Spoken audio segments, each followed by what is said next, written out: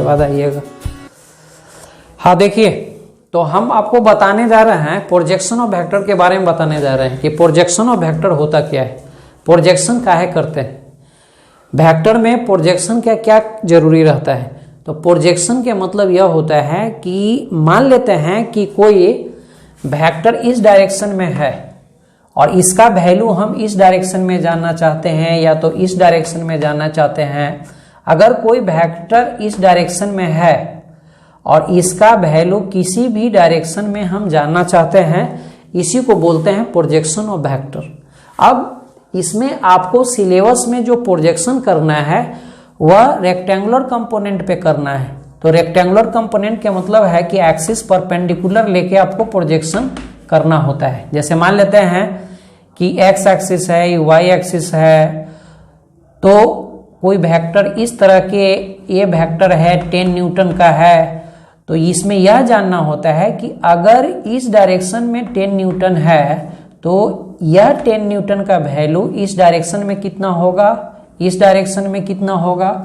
तो इसी को नाम है, जो हम इस डायरेक्शन में वैल्यू निकालेंगे उसको बोलते हैं एक्स कंपोनेंट ऑफ वेक्टर या projection of 10 newton along x direction.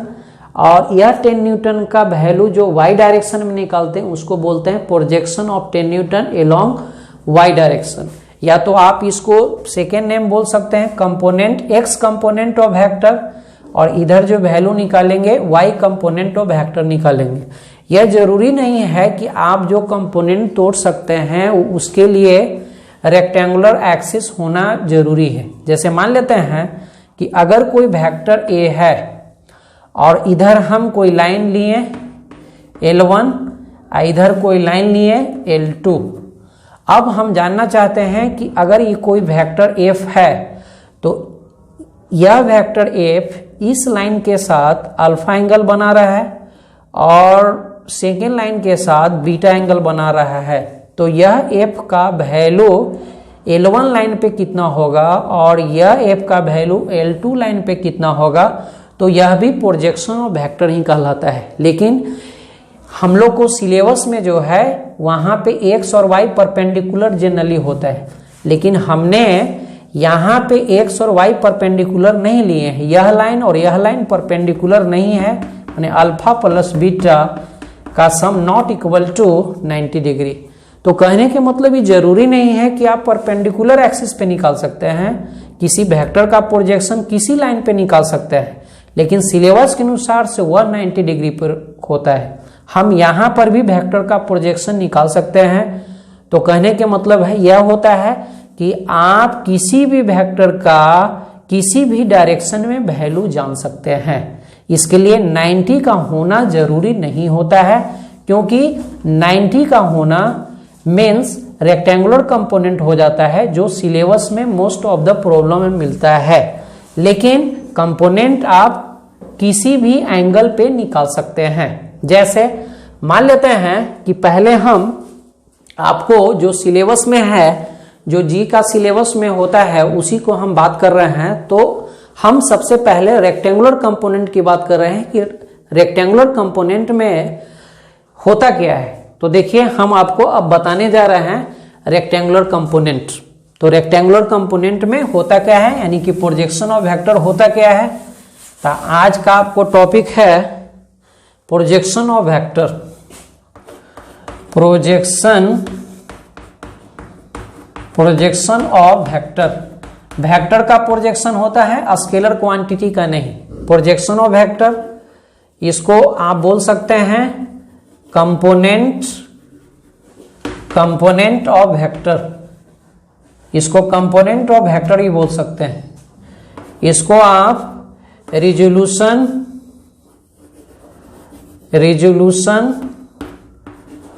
Of vector भी बोल सकते हैं, ठीक है ना, रिजोल्यूशन ऑफ वेक्टर। और हम लोग रेक्टेंगुलर एक्सिस पे तोड़ेंगे, मतलब कि हम लोग को सिलेबस के अनुसार से हमको जो लेना है, सिलेबस के अनुसार से जो हमको लेना है वह है रेक्टेंगुलर कंपोनेंट हमको पढ़ना होता है। What do mean by rectangular component? तो रेक्टेंगुलर कंपोनेंट के मतलब यह हो गया कि कंपोनेंट हमको परपेंडिकुलर एक्सिस पे तोड़ना होता है। जैसे यह एक्स एक्सिस है और ये वाई एक्सिस है और यह कोई वेक्टर ए है, एफ है, जो मानना है मान सकते हैं। मान लेते हैं कि हम जनरली वेक्टर में फोर्स लेके समझा रहे हैं, तो मान लेते हैं कि यह वेक्टर एफ हुआ। और अब हम जानना चाहते हैं कि अगर यह फोर्स एफ है इस डायरेक्शन में और यह एक्स एक्सिस के साथ थीटा एंगल बना रहा है, तो थीटा बना रहा है, तो हम जानना चाहते हैं कि यह एफ का वैल्यू एक्स डायरेक्शन में कितना होगा, एफ का वैल्यू वाई डायरेक्शन में कितना होगा। क्योंकि ये कंपोनेंट की जरूरत इसलिए पड़ता है कि मान लेते हैं कि जब कोई बॉडी मोशन करता है, जब कोई बॉडी मोशन कर रहा है, तो मोशन करने के मतलब है कि आप बॉडी को कंप्लीटली हॉरिजॉन्टल फोर्स लगा के नहीं खींचते हैं, आप रिलैक्स सिचुएशन में फोर्स इस तरह से लगाते हैं। मान लेते हैं कि 10 न्यूटन का फोर्स इस डायरेक्शन में लगाते हैं, लेकिन बॉडी जो है इस डायरेक्शन में नहीं मूव करता है, बॉडी जो है हॉरिजॉन्टल डायरेक्शन में मूव करता है। तो कहने के मेरा मतलब यह है कि आपने फोर्स 10 न्यूटन इस डायरेक्शन में लगाएं, अब बॉडी का डायरेक्शन ऑफ मोशन यह होता है। इसका मतलब यह हो गया कि इस फोर्स का कुछ वैल्यू इधर काम करता होगा, तो इस फोर्स का कुछ वैल्यू इधर जो काम करता है दैट विल बी कंपोनेंट होता है। आप प्रैक्टिकल लाइफ का एग्जांपल भी देख सकते हैं कि जैसे मान लेते हैं कि कोई इंक्लाइंड प्लेन होता है, इस पर कोई बॉडी को रख देते हैं, तो बॉडी को रख देते हैं तो यह बॉडी डाउनवर्ड स्लिप करता है। मान लेते हैं कि यह इंक्लाइंड प्लेन स्मूथ है, तो यह जब डाउनवर्ड स्लिप करता है इसका मतलब यह हो रहा है कि कोई डाउनवर्ड फोर्स लग रहा होगा। तो ऐसे कोई डाउनवर्ड फोर्स नहीं लगता है बॉडी पे। जब भी हम कोई इंक्लाइंड प्लेन पे जब बॉडी को रखते हैं तो इस पे जो फोर्स जो लगता है इसको पॉइंट की तरह ट्रीट कर रहे हैं। एक फोर्स mg लगता है और दूसरा फोर्स क्या होता है, नॉर्मल होता है। सरफेस हम स्मूथ मार रहे हैं, इसी कारण से फ्रिक्शन का कंसिडरेशन नहीं कर रहे हैं।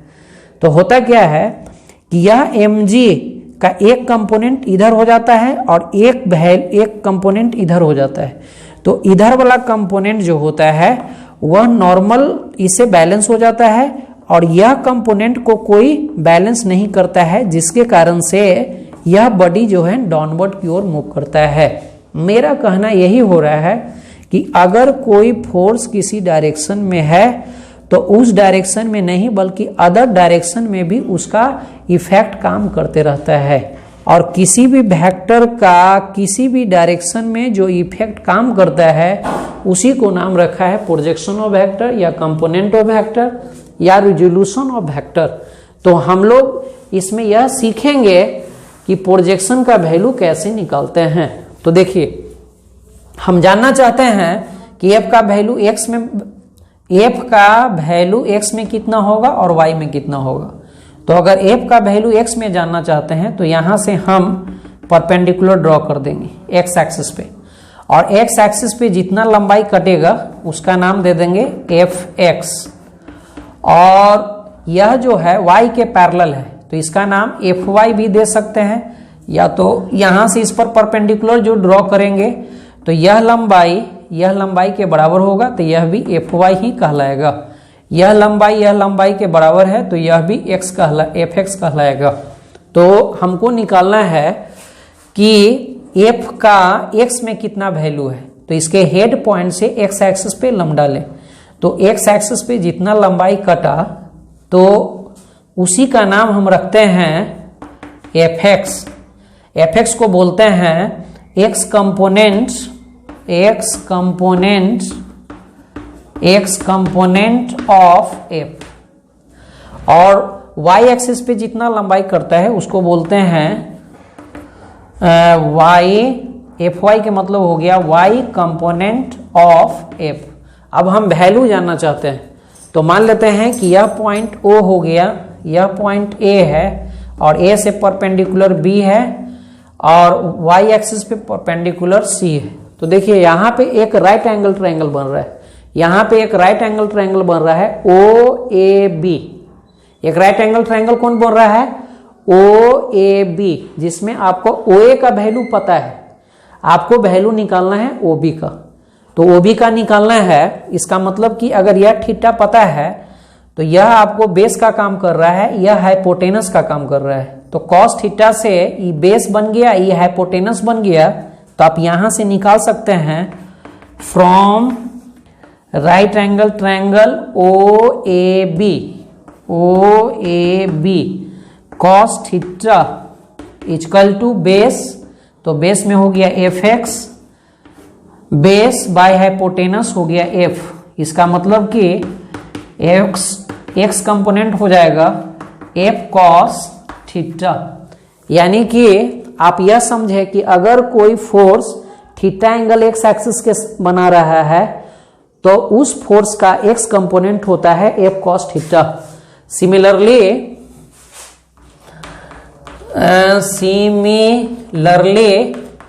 वाई कंपोनेंट निकालने के मतलब हो गया यह लंबाई निकालना। तो वाई कंपोनेंट यह लंबाई निकालना, तो यह आपको परपेंडिकुलर डिस्टेंस रिप्रेजेंट कर रहा है। तो परपेंडिकुलर डिस्टेंस यह हो गया हाइपोटेनस। तो परपेंडिकुलर डिस्टेंस बाय हाइपोटेनस आप साइन लगाते हैं, तो इसका मतलब कि साइन से यह निकलेगा। क्योंकि देखिए इसमें निकालने में साइन लगाना है कि कॉस लगाना है, इस पर डिपेंड करता है कि कौन वैल्यू दिया हुआ है और कौन वैल्यू निकालना है। तो हमको यह वैल्यू निकालना है, तो यह वैल्यू निकालना है, तो यह वैल्यू को हम लिख दिए। और दूसरा हमको वैल्यू क्या दिया हुआ है, तो यह वैल्यू दिया हुआ है। तो यह वैल्यू दिया हुआ है तो इसको लिख दिए रेशियो के टर्म में। तो इसका मतलब कि यह हो गया परपेंडिकुलर और यह हो गया हाइपोटेनस। तो परपेंडिकुलर बाय हाइपोटेनस जो होता है वह साइन थीटा होता है, तो साइन थीटा हो गया। तो साइन थीटा के मतलब हो गया F Y equal to F sine theta. इसका मतलब यह कंसेप्ट मिला कि अगर कोई फोर्स एफ है तो उसका एक्स कंपोनेंट होता है एफ कॉस थीटा और वाई कंपोनेंट होता है एफ साइन थीटा। इसका मतलब यही आप रिप्रेजेंट कर रहे हैं कि अगर कोई फोर्स एफ है और थीटा एंगल बना रहा है तो इसका इस लाइन के लॉन्ग वैल्यू होगा एफ कॉस थीटा और परपेंडिकुलर में जो वैल्यू होगा दैट विल बी वाई में वैल्यू होगा एफ साइन थीटा। तो इसको बोलेंगे एक्स कंपोनेंट और वाई में जो वैल्यू होगा उसको वाई कंपोनेंट। अब मान लेते हैं कि 10 न्यूटन के फोर्स है और 30 डिग्री पे यह एंगल बना रहा है। तो आपको पूछेगा कि बताइए कि एक्स कंपोनेंट और वाई कंपोनेंट कितना होगा। तो देखिए यह एंगल एक्स के साथ दिया हुआ है, तो एक्स के साथ दिया हुआ है तो एक्स कंपोनेंट जब लिखिएगा तो अभी बताया कि एक्स कंपोनेंट कितना होता था एफ कॉस थीटा। तो यहाँ पे हो गया एफ का वैल्यू 10 और कॉस 30 और कॉस 30 आपका √3/2 होता है। तो √3/2 पुट करिएगा तो एक्स कंपोनेंट 5√3 न्यूटन हो गया। और वाई कंपोनेंट जब निकालिएगा तो वाई कंपोनेंट हो रहा है, देखिए वाई कंपोनेंट होता है एफ साइन थीटा। तो एफ साइन थीटा के मतलब हो गया 10 साइन 30। तो इसका मतलब हो गया 10 और साइन 30 हाफ, तो यह हो गया 5। इसका मतलब यह हो गया कि अगर 10 न्यूटन का फोर्स इस डायरेक्शन में काम करता है तो इस 10 न्यूटन का इफेक्ट एक्स एक्सिस पे हो जाएगा 5√3 न्यूटन और यह 10 न्यूटन का इफेक्ट वाई एक्सिस पे हो जाएगा 5 न्यूटन। अब कुछ स्टूडेंट हमको बोलते हैं कि सर कंपोनेंट में कंफ्यूजन यह हो जाता है, पता नहीं चलता है कि कंपोनेंट एक्स में तोड़ेंगे कि वाई में तोड़ेंगे, मतलब कि कंपोनेंट कहाँ पे कॉस में लेना है और कहाँ साइन में लेना है। तो हमने स्टूडेंट को उसके लिए हम बोले कि चलो छोड़ो, तू कंपोनेंट जो है ना खाली कॉस में लेना है, साइन में तुमको कंपोनेंट नहीं लेना है। जैसे मान लेते हैं कि यह एक्सिस है, एक्स एक्सिस और वाई एक्सिस है और यह 10 न्यूटन के फोर्स लगा रहा है 10 न्यूटन और यह 30 डिग्री पर है। हम इसको कंपोनेंट थोड़ा सा हम एक सिंगल में कोसाइन में कंपोनेंटिंग कर रहे हैं, हम साइन यूज नहीं कर रहे हैं, खाली हम कॉस यूज करेंगे। तो देखिए बहुत आसान है, मान लेते हैं कि यह वैल्यू 10 न्यूटन 30 डिग्री पर एक्स में है। तो अगर एक्स के साथ कंपोनेंट निकालना है तो एक्स वाला एंगल देखिए, तो एक्स में कितना एंगल बना रहा है 30 डिग्री। तो इसका मतलब कि एक्स में कंपोनेंट तो कॉस में आप लिख लीजिएगा 10 कॉस 30 डिग्री और उसी तरह से वैल्यू लिखिएगा तो 10√3/2, तो यह हो जाएगा 5√3 न्यूटन।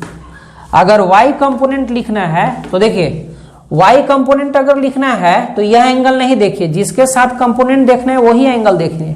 तो y के साथ कितना एंगल बना रहा है, यह 60 डिग्री बना रहा है। तो इसका मतलब हो गया कि 10 cos 60 डिग्री, इसका मतलब कि 10 cos 60 डिग्री हो गया हाफ। तो यह हो गया 5 न्यूटन। देखिए साइन में भी रखते हैं तो 5 न्यूटन आया था, हम कॉस से भी निकाल दिए। तो आप जो क्या करिए ना कि कंपोनेंट को कॉसे में लिखने का हैबिट बनाइए।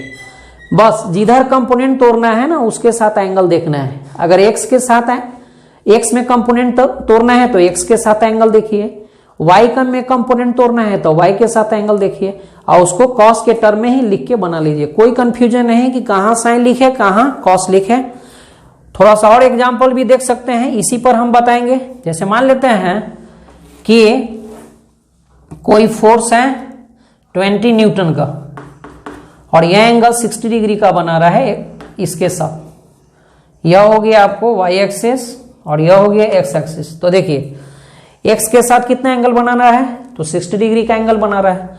तो x कंपोनेंट अगर लिखना होगा तो कंपोनेंट किसको तोड़ रहे हैं, 20 को तोड़ रहे हैं। किधर तोड़ रहे हैं, x एक्सिस पे तोड़ रहे हैं। तो x एक्सिस के साथ कितना एंगल बनाना है, तो 60 का बना रहा है। तो यहां से 20 लिख दीजिए, x एक्सिस के साथ 60 का बना रहा है तो cos 60। तो यहां से 20 और cos 60 हो गया हाफ, मतलब हो गया 10 न्यूटन। इसका मतलब यह हो रहा है कि 20 न्यूटन इस डायरेक्शन में काम कर रहा है, इसका इफेक्ट x एक्सिस पे काम कर रहा है 10 न्यूटन का।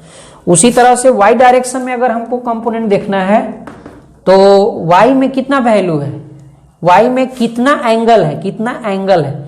तो अगर x के साथ 60 है तो y के साथ 30 होगा। चूंकि एक चीज फिक्स रखना है आपको कि आप लोग को परपेंडिकुलर एक्सिस पे कंपोनेंट तोड़ना है। तो परपेंडिकुलर एक्सिस पे कंपोनेंट तोड़ना है तो इसका मतलब कि यह एंगल 60 होगा तो यह एंगल 30 हो जा रहा है। तो इसका मतलब कि अभी लिख देते हैं लेकिन बाद में नहीं लिखेंगे, क्योंकि डायरेक्ट दिमाग में रखेंगे कि यह 30 हो रहा है।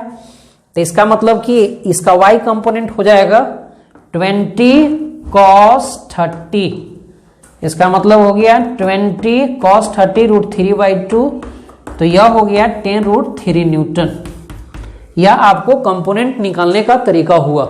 अब थोड़ा सा कंपोनेंट निकालने में नेगेटिव पॉजिटिव का कंसेप्ट देख लेते हैं। क्योंकि कंपोनेंट नेगेटिव पॉजिटिव भी होता है, वो एक्सिस पर डिपेंड करता है। क्योंकि आपने यह जो फोर्स लिए हैं वह फर्स्ट क्वाड्रेंट में है, तो फर्स्ट क्वाड्रेंट में दोनों वैल्यू पॉजिटिव होता है, इसी कारण से पॉजिटिव कंपोनेंट है। अगर मान लेते हैं कि यह सेकेंड क्वाड्रेंट में अगर कोई फोर्स होता है तो x वैल्यू नेगेटिव हो जाएगा, y वैल्यू पॉजिटिव हो जाएगा। तो इसका x कंपोनेंट नेगेटिव हो जाएगा, y कंपोनेंट पॉजिटिव होगा। और यह जो नेगेटिव पॉजिटिव का जो कंसेप्ट है वह रेफरेंस पे होता है कि आपका कंसिडरेशन ऑफ एक्सिस क्या है। मान लेते हैं कि अगर ये फोर्स 20 न्यूटन का है और यहां पर आपने 10 न्यूटन लिखा, ये जरूरी नहीं है मेरे कंसिडरेशन ऑफ एक्सिस के अनुसार से 10 न्यूटन है। अगर मान लेते हैं कि हम इसको x डैश मान लेते हैं तो x डैश मान लेते हैं तो यह मेरा वैल्यू नेगेटिव भी हो सकता है। तो कंपोनेंट जो होता है पॉजिटिव और negative according to your consideration पे डिपेंड करता है कि आप एक्सिस कैसे मानते हैं। लेकिन जनरली अगर हमको सिंगल एक्सिस मिलता है तो हम पॉजिटिव मानते हैं। अगर बहुत सारा फोर्स है तब तो फिर जिसको पॉजिटिव होना है पॉजिटिव होगा, जिसको नेगेटिव होना है नेगेटिव होगा। जैसे हम आपको कुछ नेगेटिव कंपोनेंट की फोटो दिखा रहे हैं और बता रहे हैं। जैसे देखिए, मान लेते हैं हम अभी पॉजिटिव कंपोनेंट की बात किए थे, अब हम नेगेटिव कंपोनेंट की बात कर रहे हैं। जैसे मान लेते हैं कि कोई वैल्यू 5 न्यूटन के इधर है और हम इसको x डैश मान लेते हैं, इसको y डैश मान लेते हैं और यह एंगल मेरा 37 डिग्री है। तो देखिए x डैश के मतलब यह हो गया कि नेगेटिव एक्सिस पे जा रहा है, y डैश के मतलब यह भी नेगेटिव एक्सिस पे जा रहा है। इसका मतलब यह हो रहा है कि यह जो हो रहा है x इसका इधर आ रहा है और y इधर आ रहा है, y इधर हो गया और x इधर हो गया। मतलब कि इसका फर्स्ट क्वाड्रेंट ही चला गया है और इसके जस्ट अपोजिट में जो जा रहा है ये थर्ड क्वाड्रेंट में जा रहा है। यह फर्स्ट क्वाड्रेंट है कंसिडरेशन ऑफ एक्सिस के अनुसार से, इसके अपोजिट में थर्ड क्वाड्रेंट जा रहा है और यह फर्स्ट क्वाड्रेंट है और यह अपोजिट में थर्ड क्वाड्रेंट जा रहा है। ऐसे उतना नहीं सोचना है, सिंपल ही सोचिएगा यार कि x डैश है ना, y डैश है ना, मतलब कि डैश जहां भी आ रहा है वो नेगेटिव आ रहा है।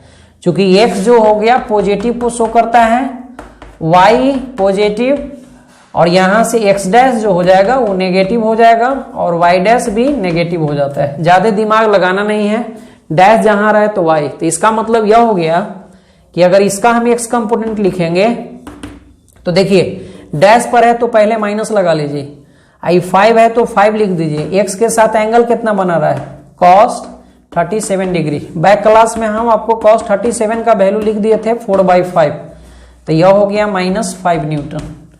और y कंपोनेंट अगर निकालना है तो y के साथ एंगल देखिए, तो ये 37 डिग्री है तो ये 53 डिग्री होगा, तो माइनस होगा। माइनस होने की वजह है कि y डैश पे है तो -5 और cos यह एंगल 53 है y के साथ, तो यह हो गया 53। तो यह वैल्यू हो जा रहा है -5 cos 53 का वैल्यू बैक क्लास में बताए थे 3/5, तो यह हो गया -3 न्यूटन। इसका मतलब यह हो गया कि 5 न्यूटन का इधर में वैल्यू जो जा रहा है वो आपको जा रहा है -4 न्यूटन जा रहा है और y डैश पे वैल्यू जा रहा है -3 न्यूटन। तो कंपोनेंट जो होता है वो नेगेटिव पॉजिटिव हो सकता है अकॉर्डिंग टू योर कंसिडरेशन। तो नोट का पॉइंट है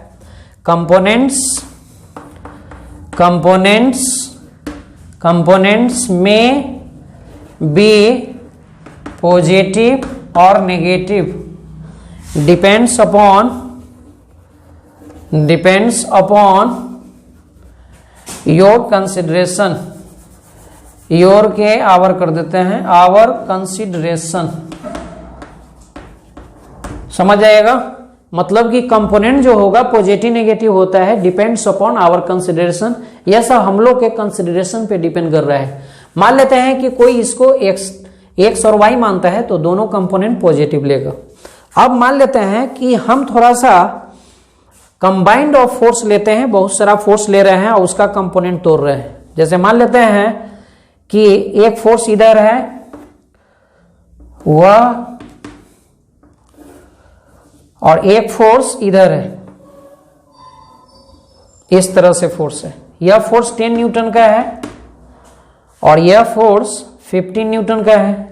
यह एंगल 37 डिग्री एक्स बना रहा है और यह जो है ना 53 का बना रहा है, 53 का बना रहा है।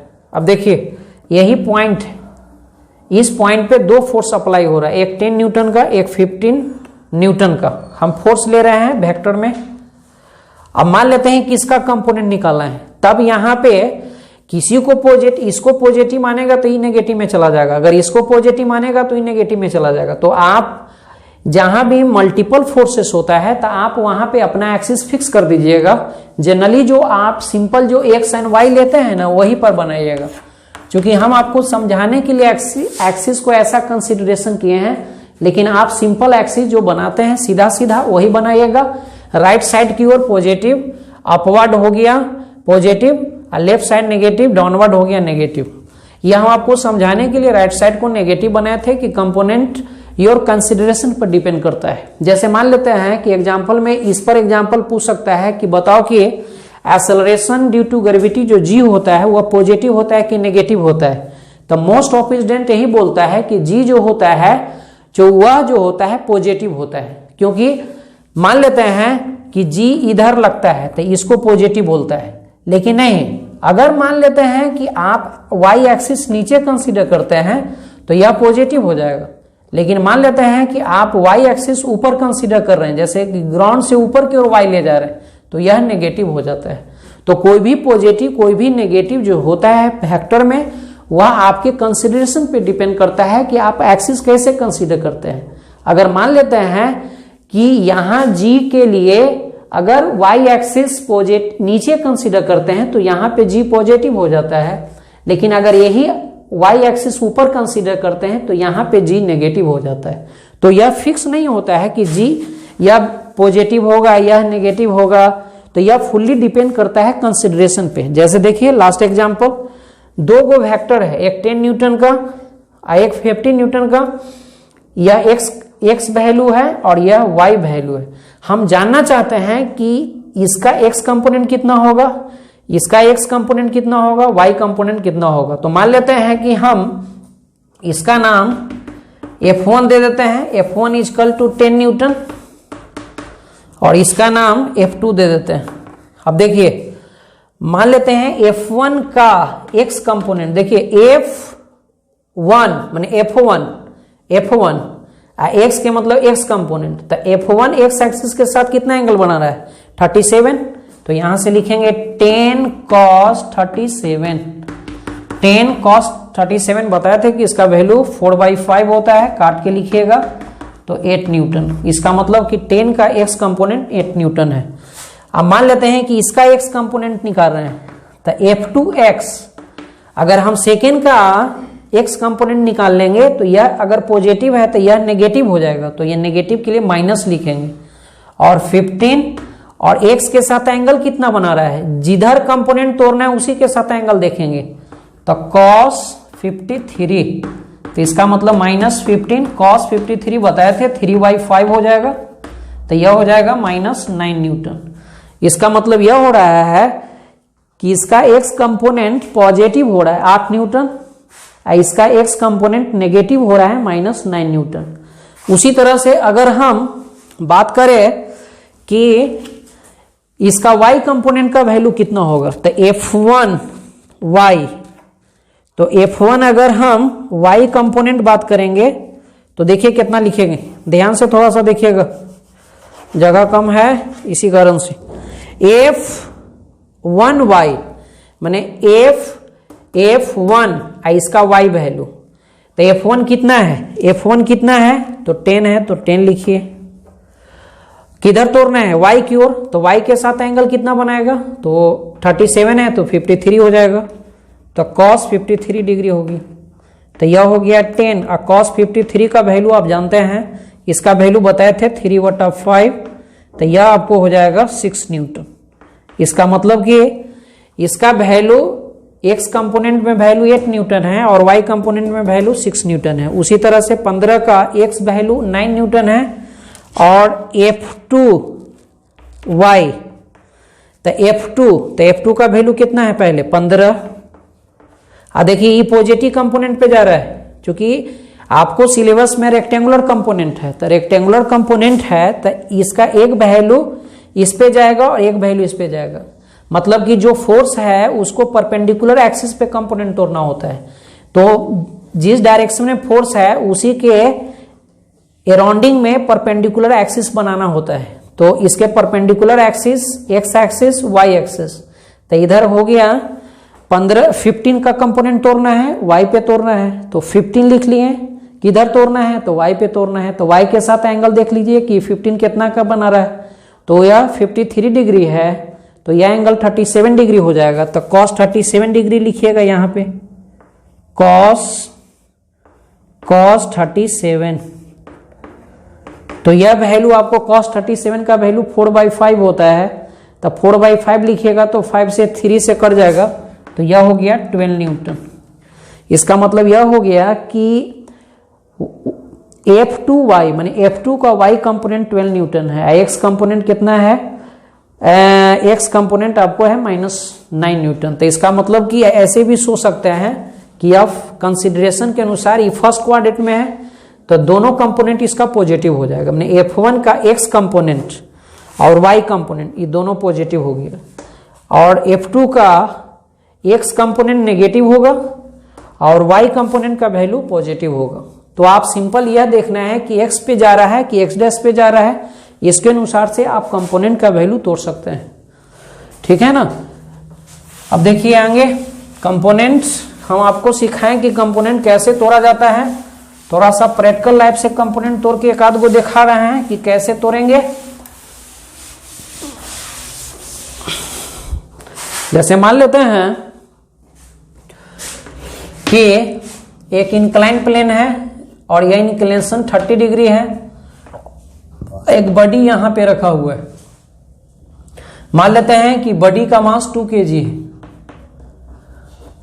तो यहां पे एक चीज आपको दिया रहेगा, आगे पढ़िएगा कि इस बॉडी पे एक वेट काम करता है W, जिसका वैल्यू होता है mg, तो वेट हो गया, मास हो गया 2 और 10, मतलब कि इस बॉडी पे वेट का वैल्यू हो गया 20 न्यूटन। यहां पे हमको वेट से मतलब नहीं है, यहां पे कंपोनेंट तोड़ना है इसका, या एक कंपोनेंट इसके परपेंडिकुलर में तोड़ना है और एक कंपोनेंट इस डायरेक्शन में तोड़ना है।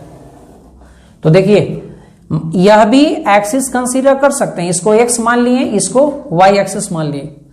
तो यह 20 न्यूटन का एलोंग द प्लेन कंपोनेंट तोड़ना है और एक परपेंडिकुलर टू द प्लेन तोड़ना है। तो आप कंसिडरेशन एक्स वाई कहीं भी कर सकते हैं, कोई दिक्कत नहीं होता है। तो यह 30 डिग्री है, तो यह कितना हो जाएगा 90 डिग्री। तो इसका मतलब कि यह हो गया 60 डिग्री, तो यह भी एंगल हो जाएगा 30 डिग्री। तो अब देखिए एंगल जैसे ही निकल गया तो कंपोनेंट टूट जाएगा। तो इस वेट का अगर इधर कंपोनेंट तोड़ना चाहें perpendicular to plane, perpendicular to plane हो गया वाई एक्सिस, तो कंपोनेंट ऑफ वेट, वेट हो गया W, और y में जानना चाहते हैं तो y जानना चाहते हैं, यानी कि परपेंडिकुलर टू प्लेन, वेट का परपेंडिकुलर टू प्लेन कंपोनेंट तोड़िएगा तो वेट, तो वेट का वैल्यू कितना है 20, और y के लॉन्ग, तो y के लॉन्ग, तो y के साथ एंगल हो गया cos 30। तो इसका मतलब हो गया 20 या cos 30 √3/2 यानी 10√3 न्यूटन। अगर मान लेते हैं कि वेट का एक्स कंपोनेंट जानना चाहते हैं तो इसको बोलते हैं पैरेलल कंपोनेंट। पैरेलल के मतलब हो गया अलोंग द प्लेन। तो वेट का कंपोनेंट तोड़ना है तो वेट का वैल्यू कितना है 20, कॉस यह एंगल 30 होगा तो यह 60 हो जाएगा, तो कॉस 60 हो जाएगा। चूंकि एक्स, तो एक्स के साथ एंगल कितना बनाएगा 60 का, तो यह हो गया 20 कॉस 60 हो गया हाफ, तो यह हो गया 10 न्यूटन। इसका मतलब यह हो गया कि अगर कोई इंक्लाइन प्लेन पे, इंक्लाइन प्लेन के मतलब इस तरह से है, तो यह बॉडी को छोड़ते हैं तो नीचे आना स्टार्ट हो जाता है। तो वही बात है कि यहां से बॉडी को छोड़ेंगे तो यह नीचे आना स्टार्ट हो जाएगा। यह सरफेस स्मूथ होता है। अभी सरफेस जो हम मान रहे हैं यह स्मूथ सरफेस है। तो होता क्या है कि जब भी कोई बॉडी को इंक्लाइन प्लेन पे छोड़ते हैं तो नीचे आने का वजह यही होता है कि वेट नीचे लगता है। तो वेट जो नीचे लगता है, अभी मास के अनुसार से हम 2 kg मास लिए हैं तो उसका वेट है 20 न्यूटन का फोर्स काम कर रहा है वेट का। तो इसका वर्टिकल कंपोनेंट वाई कंपोनेंट जो हो रहा है 10√3 न्यूटन, और पैरेलल टू द कंपोनेंट जो हो रहा है वह 10 न्यूटन। तो यह फोर्स को क्या करता है कि नॉर्मल फोर्स बैलेंस करता है, और ये फोर्स को एक्स में जो फोर्स है वह कोई नहीं बैलेंस करता है, क्योंकि कोई एक्सटर्नल फोर्स एक्स को फोर्स को बैलेंस करने वाला नहीं रहता है। जिसके कारण से जब भी कोई बॉडी को हम इंक्लाइन प्लेन पे छोड़ते हैं तो डाउनवर्ड डायरेक्शन में आता है। और यहां से जैसे ही फोर्स पता हो गया तो मास से डिवाइड करके एक्सेलरेशन भी निकाल सकते हैं, जो हम लोग न्यूटन्स लॉ मोशन में पढ़ा जाएगा। तो यह आपको रहा कंपोनेंट ऑफ फोर्सेस। तो कंपोनेंट ऑफ वेक्टर क्वांटिटी के निकालते हैं। ऐसा नहीं कि स्केलर क्वांटिटी का कंपोनेंट निकाल सकते हैं। स्केलर क्वांटिटी का कोई प्रोजेक्शन नहीं होता है। जो भी प्रोजेक्शन होता है वो वेक्टर क्वांटिटी का होता है। वेक्टर क्वांटिटी को ही प्रोजेक्ट कर सकते हैं, स्केलर क्वांटिटी का नहीं। चूंकि स्केलर क्वांटिटी में कोई डायरेक्शन नहीं होता है तो उसको दूसरे डायरेक्शन में रिजॉल्व नहीं कर सकते हैं। जिसमें डायरेक्शन नहीं हो तो अदर डायरेक्शन में रिजॉल्व करने की बात ही कहां से आता है। जैसे मास है तो मास है तो 2 kg, तो 2 kg मास डिफाइन हो गया। अब या आप ये थोड़े बोलते हैं कि 2 kg मास ऊपर से नीचे से, ठीक है ना, ईस्ट से वेस्ट से, ऐसा कुछ कंसेप्ट मास में नहीं होता है स्केलर क्वांटिटी के साथ। तो प्रोजेक्शन जो हम जो करते हैं वह वेक्टर क्वांटिटी के साथ करते हैं, और सिलेबस के अनुसार से जो प्रोजेक्शन करते हैं वह रेक्टेंगुलर एक्सिस पे करते हैं। रेक्टेंगुलर एक्सिस के मतलब कि जहां भी प्रोजेक्शन हम लेते हैं वहां पे परपेंडिकुलर एक्सिस होना चाहिए, ठीक है ना। लेकिन ये भी श्योर नहीं है कि परपेंडिकुलर एक्सिस के अलावा अदर एक्सिस पर भी हम कंपोनेंट तोड़ सकते हैं, लेकिन वह सिलेबस में नहीं है, ठीक है ना। आपको जहां भी जरूरत पड़ता है जी का प्रॉब्लम बनाने के लिए वह परपेंडिकुलर एक्सिस पर ही जरूरत पड़ता है। अब हम इससे रिलेटेड रिजल्टेंट फोर्स निकालना सीखें। जब कंपोनेंट हम सीख गए हैं तो हम नेक्स्ट क्लास में यह बात करेंगे कि बहुत सारा अगर फोर्स किसी पॉइंट पे लग रहा है तो उसका रिजल्टेंट फोर्स का वैल्यू कितना होगा। तो नेक्स्ट लेक्चर में हम बात करेंगे resultant of more than 2 vectors. Okay.